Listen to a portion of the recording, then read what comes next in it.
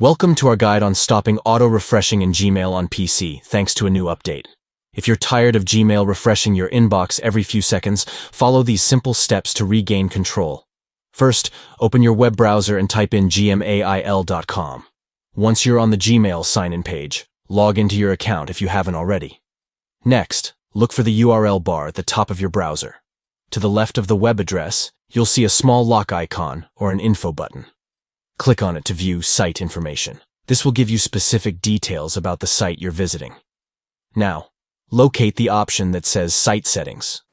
Clicking on this will take you to a new page where you can manage permissions and configurations related to Gmail. Once you're in the site settings, scroll down until you find the section labeled Background Sync.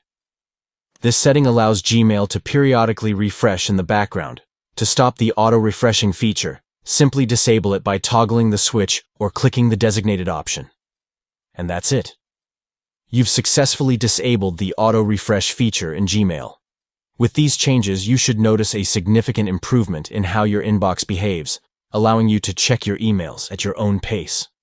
If you found this guide helpful, don't forget to like and subscribe for more tips and tricks to enhance your online experience.